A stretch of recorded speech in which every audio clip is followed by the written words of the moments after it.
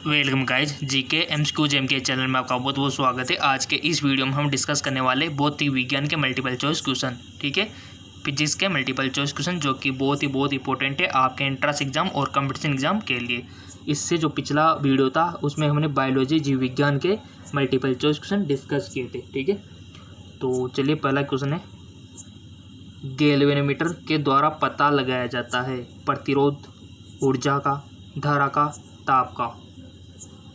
Galvanometer होता है guys, आपको सारे मीटर याद रखने हैं, ये भौतिक में बहुत इंपॉर्टेंट है। वोल्ट मीटर हो गया, एमीटर हो गया, गैल्वेनोमीटर हो गया, बैरोमीटर हो गया, बहुत सारे मीटर्स होते हैं, ठीक है। तो उन सबको आपको याद रखना है और ये कौन सी चीज़ को मेजर करते हैं, ठीक है। ये क्वेश्चन अक्सर बहुत सी जगह देखे मैंने, हर कंपटीशन एग्जाम में, और जो बड़े बड़े कंपटीशन एग्जाम होते हैं वहाँ पर भी पूछ ले जाते हैं, ठीक है। तो ये चीज़ें तो आपको पता है रखना है कि कौन सा मीटर किस में काम में आता है। ऑटोमीटर हो गया, है ना, बहुत सारे मीटर होते हैं। अभी नाम लूँगा तो अभी वीडियो पूरा लंबा हो जाएगा बहुत ज़्यादा। तो गाइज आपको गैल्वेनोमीटर के बारे में बताना है। तो इसका राइट ऑप्शन हो जाएगा धारा, यानी कि धारा को मेजर करने में। गैल्वेनोमीटर गाइज यहाँ पर धारा तो ठीक है, यहाँ पर थोड़ा मिसप्रिंट हो सकता है, यानी कि धारा की दिशा को, ठीक है, यहाँ दिशा होगा, दिशा को मेजर करने में काम आता है गैल्वेनोमीटर, ठीक है। दिशा को, धारा को नापने में तो ओनली आपका कौन सा आता है बताइए, करंट को मापने में, करंट को मापने में ओनली आपका एमीटर आता है, एमीटर जिसमें एम्पियर लिखा रहता है ना, एमीटर, ठीक है। और वोल्टेज को नापने में वोल्टमीटर, ठीक है।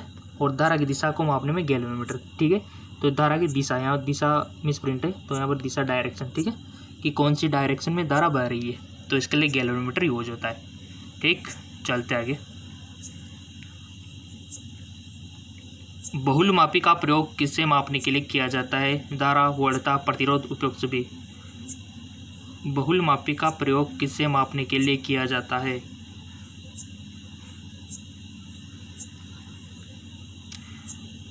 सो गाइस इसका राइट ऑप्शन हो जाएगा उपयुक्त सभी, यानी कि धारा को, वोल्टता को, प्रतिरोध को, ठीक है। मोस्ट इंपोर्टेंट क्वेश्चन, शुष्क सेल का एनोड किसका बना होता है? शुष्क सेल जानते हैं ना आप, तो उसका एनोड किसका बना होता है? ग्रेफाइट का, कैडमियम का, जस्ते का, या फिर शीशे का। शीशा जो होता है, ठीक है, लेड। सो गाइस जिसका राइट ऑप्शन हो जाएगा आपका ग्रेफाइट का, ठीक है। अगला क्वेश्चन है, प्रवर्धकों में ऋणात्मक पुनर्भ्रमण होता है, यानी कि बैंड की चौड़ाई को बढ़ाता है और शोर को घटाता है, बैंड की चौड़ाई को घटाता है और शोर को घटाता है, बैंड की चौड़ाई को बढ़ाता है, शोर को बढ़ाता है, ठीक है। इंग्लिश आपको दे दी जाएगी एग्जाम में, बिल्कुल फिक्र नहीं करनी है। और जिनको डिफ़िकल्टी होती है हिंदी में, उनके लिए हमारा जेके लॉन जॉब चैनल है, जिसका लिंक नीचे डिस्क्रिप्शन में दे दिया, जेके लॉन जॉब। यूट्यूब में जाके सर्च करोगे तो टॉप पे हमारा ही चैनल आएगा, वहाँ से आप इंग्लिश का सहारा ले सकते हो, ठीक है। वहाँ पर इंग्लिश और हिंदी दोनों यूज होती है। जिसको डिफ़िकल्टी होती है हिंदी में तो वो जाके इस चैनल को फॉलो कर सकता है, वहाँ पर आपको इंग्लिश में मिल जाएंगी, ठीक है। तो इसका राइट ऑप्शन हो जाएगा आपका बैंड की चौड़ाई को बढ़ाता है और शोर को घटाता है। सेमीकंडक्टर का एक उदाहरण है German silver, germanium, phosphorus, arsenic. So इसका राइट ऑप्शन हो जाएगा जर्मेनियम, राइट। नेक्स्ट, डायनामो एक यंत्र है जो यांत्रिक ऊर्जा पैदा करता है, विद्युत ऊर्जा पैदा करता है, यांत्रिक ऊर्जा को विद्युत में कन्वर्ट करता है, या फिर विद्युत ऊर्जा को यांत्रिक में कन्वर्ट करता है। डायनामो, आपने टिक लगा दिया होगा, चेक नाउ। यांत्रिक ऊर्जा को विद्युत ऊर्जा में कन्वर्ट करता है, ठीक है। जैसे कि आपका जनित्र हो गया, विद्युत जनित्र। तड़ित चालक बनाने में प्रयुक्त होते हैं लोहा, कॉपर, जिंक, एल्यूमिनियम। सो इसका राइट ऑप्शन हो जाएगा आपका कॉपर, ठीक है। अगला है, एक तार के प्रतिरोध के बारे में गलत कथन कौन सा है? एक तार के प्रतिरोध के बारे में गलत कथन कौन सा है? यह तार की सामग्री पर निर्भर करता है, यह तार की लंबाई के सीधे अनुपात में होता है, यह तार की अनुप्रस्थ काट के जो क्षेत्रफल के सीधे अनुपात में होता है, ताप में वृद्धि के साथ धातु तार का प्रतिरोध बढ़ जाता है। यह तार की अनुप्रस्थ काट के क्षेत्रफल के सीधे अनुपात में होता है। अगला क्वेश्चन है, विद्युत धारा में लगी आग को बुझाने के लिए जल का प्रयोग नहीं किया जाता, क्यों? उसमें इलेक्ट्रोशन हो सकता है, उससे जल अपघटन हो सकता है, जल अपघटन हो सकता है या फिर विद्युत अपघटन हो सकता है, उससे तारों में खराबी हो सकती है। बताइए, जब भी लाइट में आपने देखा होगा कहीं पर स्पार्किंग हो जाती है, शॉर्ट सर्किट हो जाता है, तो वहाँ पर पानी का यूज़ बिल्कुल भी नहीं किया जाता। क्यों नहीं किया जाता? तो इसका रीज़न आपको बताना है। इसका राइट ऑप्शन हो जाएगा उसमें इलेक्ट्रोक्यूशन हो सकता है, इस वजह से। अगला है, निम्नलिखित में से वह युक्ति कौन सी है जो सिग्नल को निम्न प्रतिरोध क्षेत्र से उच्च प्रतिरोध क्षेत्र में अंतरित कर देती है?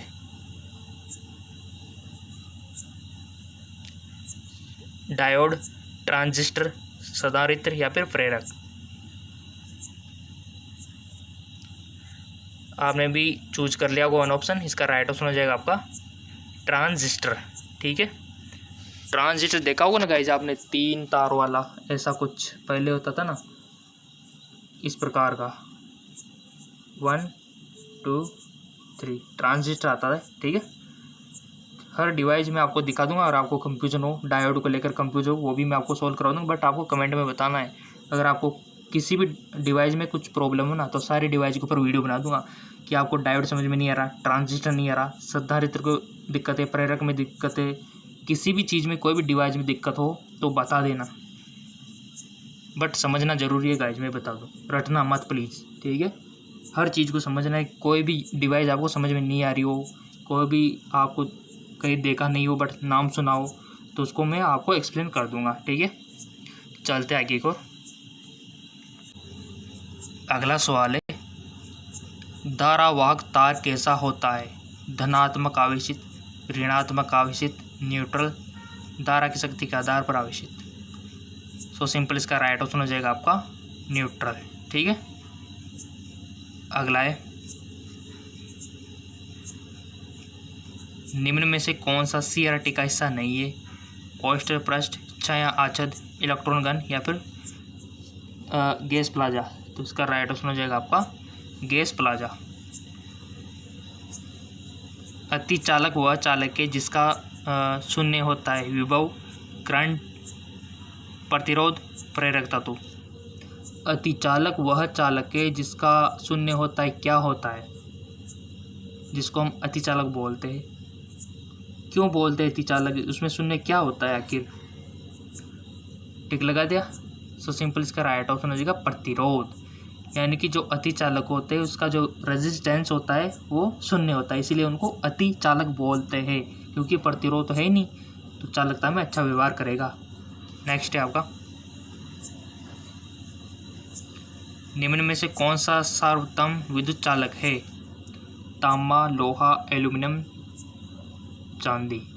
यानी कि इसमें प्रतिरोध कम होगा फिर तो, है ना, और विद्युत का चालक अच्छा होगा। तो बताओ, ऑब्वियसली बात है, तो बच्चों वाला क्वेश्चन है, तो राइट ऑप्शन हो जाएगा चांदी, सिल्वर। अगला है आपका सवाल, धारा वहन करने के समय सुचालक कैसा होता है? यानी कि उस टाइम पे जब धारा का वहन कर रहा है कोई भी सुचालक, तो कैसा होगा? धनात्मक आवेशित, विद्युत निष्क्रिय प्रभावी या फिर वैकल्पिक रूप से धनात्मक एवं ऋणात्मक आवेशित, ऋणात्मक आवेशित? टिक लगा दिया। चेक नाउ, विद्युत निष्प्रभावी। ठीक है, अगला सवाल है,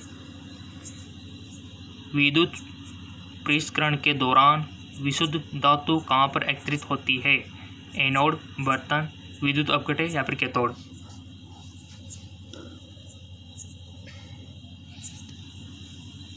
सो इसका राइट ऑप्शन हो जाएगा आपका कैथोड पे। ठीक है, अगला है, क्लियर तो है ना आपको? एनोड क्या होता है, पॉजिटिव होता है, निगेटिव होता है, कैथोड निगेटिव होता है, पॉजिटिव। ठीक है, बताने की जरूरत नहीं, सिंपल है। बैटरी के प्रचालन का मूल सिद्धांत है अमल आधारित अंतरक्रिया, अपोहन, विद्युत अपघटन, उपापचयन। इसका राइट ऑप्शन हो जाएगा उपापचयन। ठीक है, अगला है, सिलिकॉन क्या है? अर्धचालक, विद्युत रोधक, कुचालक, चालक। तो सिंपल सा क्वेश्चन है, टिक लगा दिया होगा आपने, टिक लगाया करो गाइस ताकि आपको एनालिसिस हो सके खुद का टेस्ट। सो सिंपल इसका राइट ऑप्शन हो जाएगा अर्धचालक, ठीक है, यानी कि सेमीकंडक्टर। अगला है, ओम का नियम निम्न में से किसके बारे में सही है? रोधी, अर्धचालक, चालक, अतिचालक। ओम का नियम निम्न में से किसके बारे में सही है? सो गाइस इसका राइट ऑप्शन हो जाएगा चालक, ठीक है। तो ओम का नियम निम्न में से किसके बारे में सही है? चालक। अगला है आपका सवाल, ठोस अवस्था में विद्युत धारा प्रवाहित करने वाला पदार्थ कौन सा है? हीरा, graphite, iodine, sodium chloride. So simple इसका राइट ऑप्शन आ जाएगा आपका ग्रेफाइट, ठीक है। चलते आगे को। अगला क्वेश्चन है, बिजली के उच्च ओढ़ता वाले तार पर बैठे पक्षी को विद्युत यानी कि विद्युत का झटका नहीं लगता, आपने देखा होगा, यानी कि उनको करंट नहीं लगता। क्यों? उसमें उच्च प्रतिरोधक क्षमता होती है, उसका शरीर भूमि में से संपर्क कर जाता है, वह विद्युत धारा के प्रवाह के लिए पथ नहीं बनाते, उसमें पेड़ विद्युत रोधी होते हैं। गाइस आपने देखा होगा ना आपके आसपास भी जो हाई टेंशन लाइटें होती है ना, ठीक है, तो जिसमें तारों पे आपने देखा होगा पक्षी में इन पर बैठ जाते हैं, उनको बिल्कुल भी झटका नहीं लगता, थोड़ा सा भी नहीं लगता। तो ऐसा क्यों है? अगर ये पक्षी बड़ी जो लाइन होती है, ठीक है, बड़ी जो लाइनें होती है, अगर उन पे भी बैठ जाए ना, उन पे बैठ जाए फिर भी इनको कुछ भी महसूस नहीं होता, ठीक है। क्यों? ऐसा क्यों है कि उनको करंट महसूस नहीं होता अगर ये बड़ी लाइनों में भी बैठ जाए? तो देखा होगा आपने कभी कभी इन लाइनों में, ठीक है। तो इसे किस कारण से होता है यहाँ पर आपको बताना है। ऑप्शन पढ़ लिए होंगे आपने, तो इसका राइट ऑप्शन हो जाएगा वह विद्युत धारा के प्रवाह के लिए संवृत पथ नहीं बनता है, ठीक है, इसलिए उनको झटका नहीं लगता। कंप्लीट वृत्त नहीं बनेगा तो करंट कहाँ से आएगा, ठीक है। पत्ती नहीं बना संवृत तो नहीं आएगा, ठीक है, क्योंकि उसके लिए अर्थ जरूरी है। अगला है, घरेलू विद्युत उपकरणों में प्रयुक्त सुरक्षा फ्यूज तार उस धातु से बनी होती है जिसका प्रतिरोध कम हो, गलनांक कम हो, विशिष्ट घनत्व कम हो, चालकत्व कम हो। उसका राइट ऑप्शन हो जाएगा आपका गलनांक कम हो। अगला है,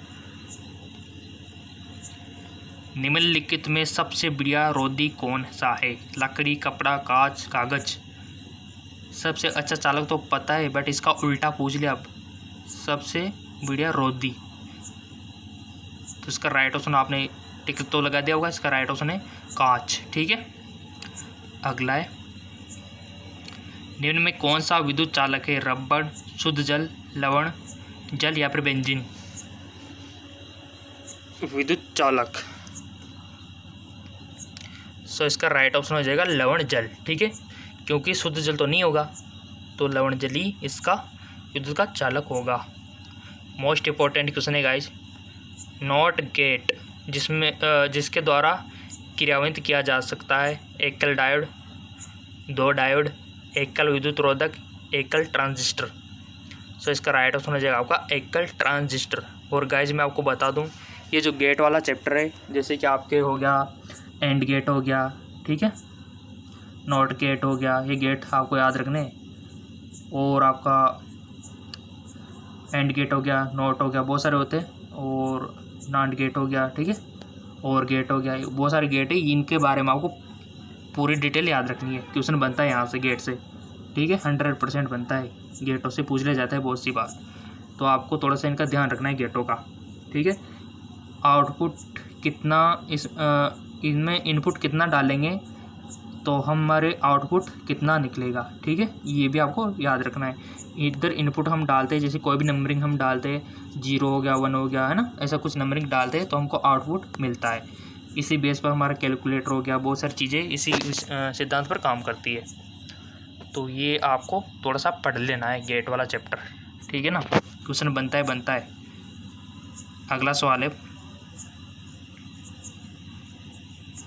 जो ठोस उच्च ताप पर विद्युत का वहन करते हैं परंतु न्यूनतम ताप पर नहीं, वे कहलाते हैं। यानी कि हाई टेम्परेचर पर तो विद्युत का वहन कर लेते हैं परंतु लो टेम्परेचर पर नहीं करते। ऐसे को हम क्या बोलेंगे? ऐसे पदार्थों को अतिचालक, धात्विक चालक, अर्धचालक या फिर विद्युत रोधी। सो गाइस, इसका जो राइट ऑप्शन हो जाएगा आपका, ऐसे जो पदार्थ होते हैं उनको अर्धचालक हम बोलते हैं, ऐसे चालकों को।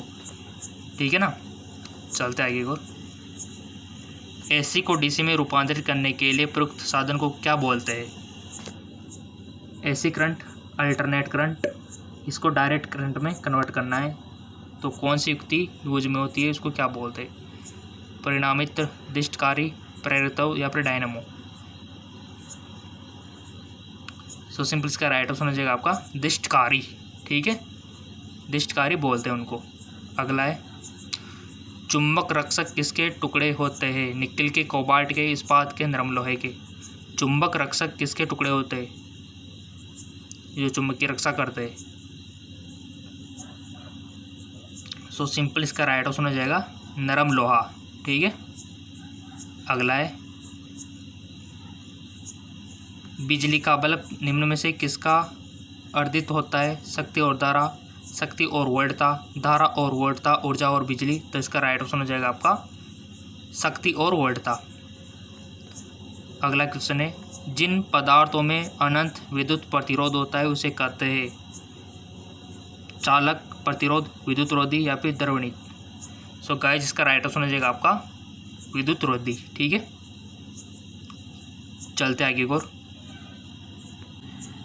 सो गाइज अब मैं आपके लिए इम्पोर्टेंट जो डे होते वहाँ से क्वेश्चन बनते तो मैं आपको बता देता हूँ। ठीक है, क्योंकि जनरल से एक दो ज़्यादा नहीं बनते, वैसे आपके फिजिक्स, केमिस्ट्री, बायोलॉजी होते हैं बट बहुत सारी जगह जीके आती है। ठीक है, ये डिपेंड करता है आपके स्टेट के ऊपर। तो कुछ क्वेश्चन बन जाते तो थोड़ा सा हम देख लेते ताकि आपकी नॉलेज बढ़ जाए। ठीक है, तो जैसे कि नोबेल पुरस्कार विजेता रविंद्रनाथ टैगोर का जन्मदिवस किस तारीख को मनाया जाता है? 6 मई, 7 मई, 8 मई, 9 मई। बेसिकली एक बार देख लो ना, सब याद हो जाएगा। ठीक है, तो इसका राइट ऑप्शन हो जाएगा आपको 9 मई। ठीक है, 9 मई को मनाया जाता है और इसके बारे में बेसिक डिटेल यहाँ पर दी हुई है। ठीक है, इनके बारे में आप पढ़ सकते हो। ठीक, कितना अच्छा दिया हुआ है, तो चाहे तो आप इसका स्क्रीनशॉट ले सकते हो क्योंकि अगर इसको मैं पढ़ूंगा तो बहुत ही लंबा वीडियो बन जाएगा। तो इसको ले लिया, स्क्रीनशॉट ले लिया। ओके, अगला क्वेश्चन है विश्व थिएटर दिवस कब मनाया जाता है? विश्व थिएटर दिवस कब मनाया जाता है? 25 मार्च, 26 मार्च, 27 मार्च, 28 मार्च। सो गाइस, इसका राइट ऑप्शन हो जाएगा 27 मार्च। ठीक है, और इसके बारे में डिटेल ये पूरी पूरी यहाँ पर दी हुई है, तो इसको आप चाहे तो स्क्रीनशॉट ले सकते हो। ले लिया? ओके, मोस्ट इम्पोर्टेंट क्वेश्चन विश्व जैव विविधता दिवस कब मनाया जाता है? जैव विविधता दिवस 22 मार्च, 22 अप्रैल, 22 मई, 22 जून। गाइस, अगर इसी प्रकार के जीके के भी चाहिए ना आपको तो बता देना, जीके के भी मैं अपलोड कर दूंगा क्योंकि बहुत सारी जगह पूछा जाता है, बहुत सारे एग्जाम में।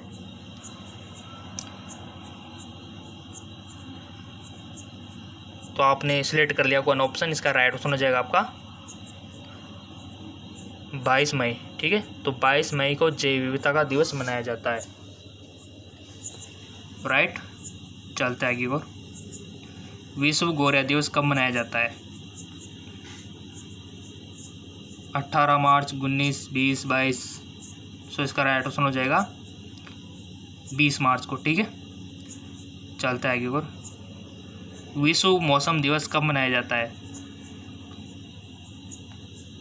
23 मार्च, 24 मार्च, 23 अप्रैल, 24 अप्रैल। सो इसका राइट ऑप्शन हो जाएगा आपका 23 मार्च। विश्व मौसम दिवस 23 मार्च को मनाया जाता है। अगला क्वेश्चन है national cadet corps day Bharat में कब मनाया जाता है? 21 अक्टूबर, 23 नवंबर, 25 दिसंबर, 31 जनवरी। तो इसका राइट ऑप्शन है 23 नवंबर। बिकनी डे किस देश में मनाया जाता है? Bikini day Japan, America, Canada, France. इसका राइट ऑप्शन हो जाएगा गाइज आपका जापान।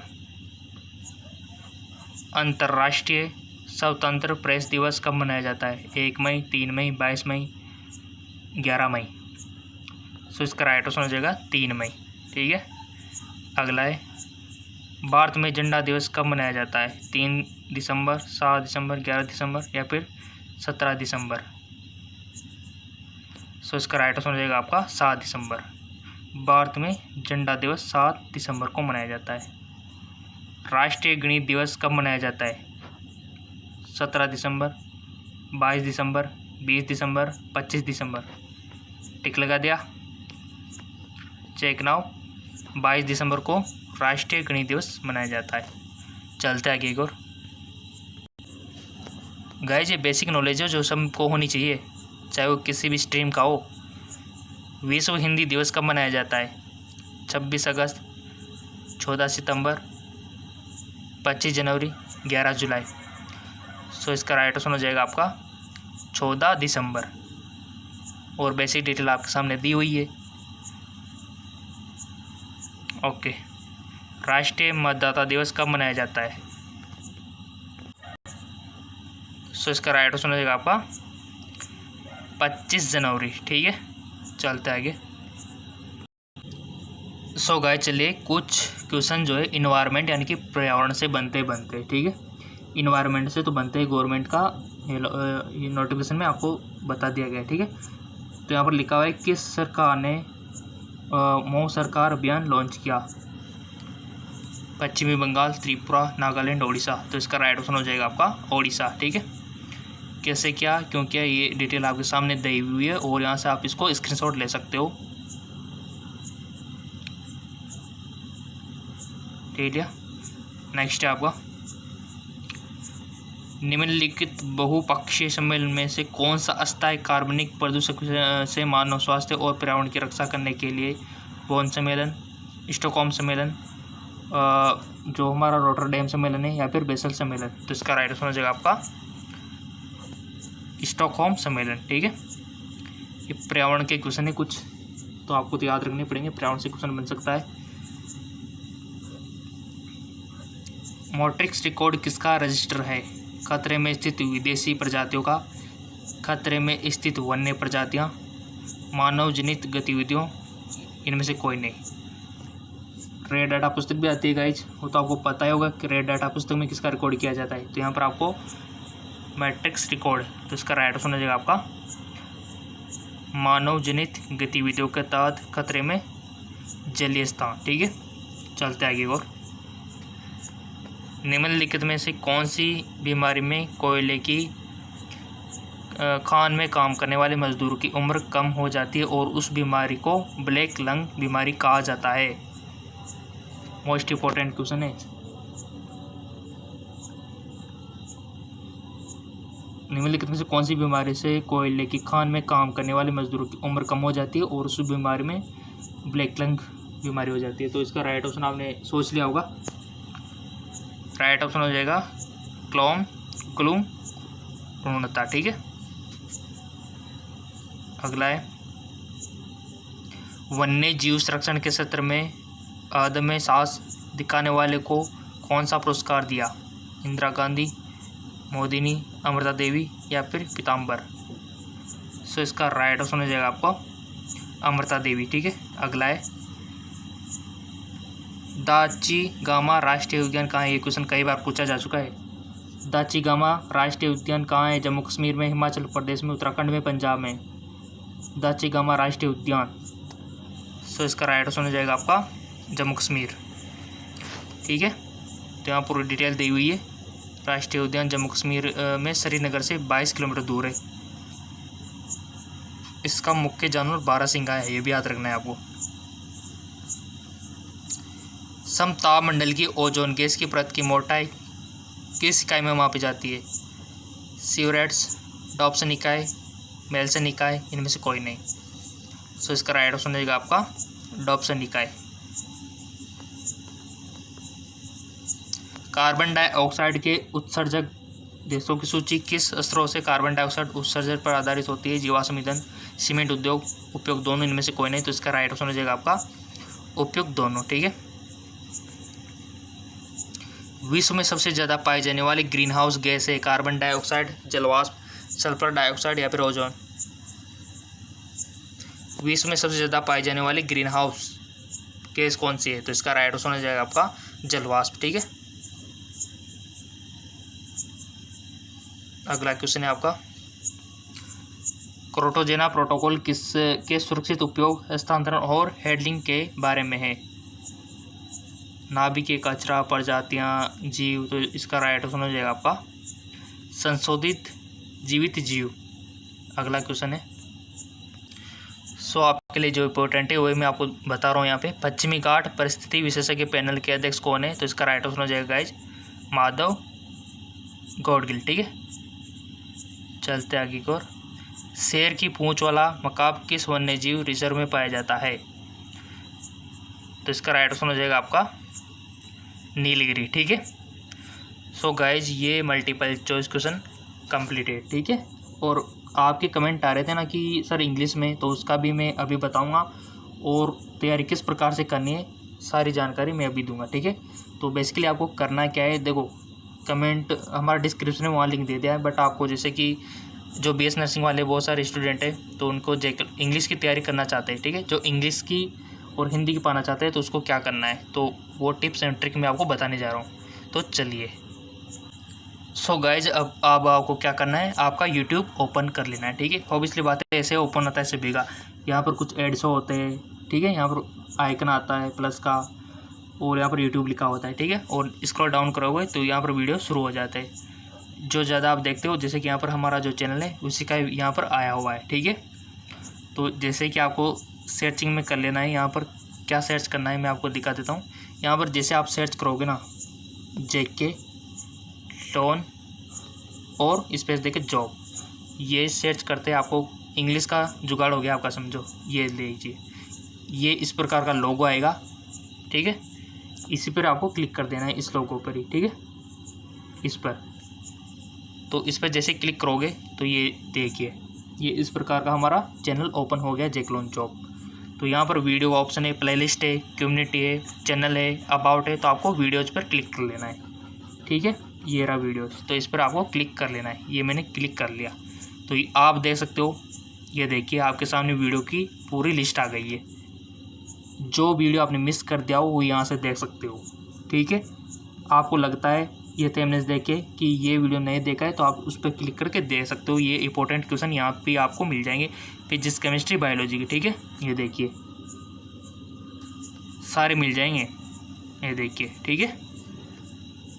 ये इन्फॉर्मेशन सब, ये नोटिफिकेशन वगैरह आया उसकी सूचना और ये तैयारी कैसे करें, सब कुछ मैंने बताया हुआ है, टिप्स एंड ट्रिक आपको ऐसे करना है, ठीक है। ये देखिए, तो आपको इस प्रकार से कर सकते हो।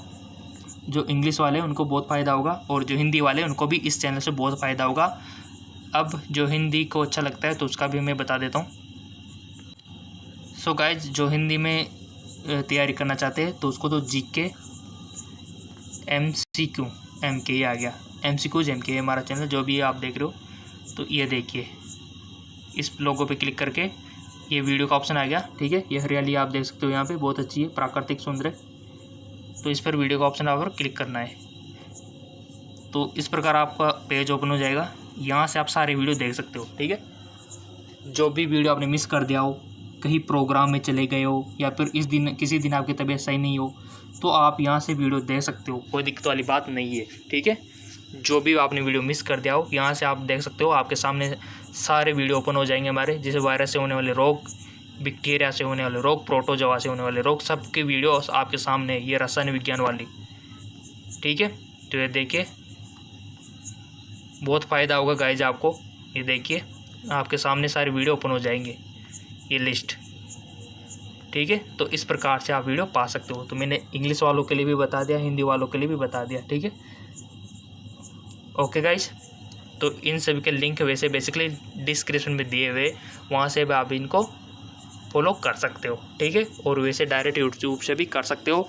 और डिस्क्रिप्शन में बहुत सारे लिंक दिए हुए, बुक परचेज करने चाहते हो या फिर प्रीवियस वीडियो देखना चाहते हो, सब कुछ दिया हुआ है, ठीक है। तो मिलते हैं अगले वीडियो में, तब तक के लिए धन्यवाद।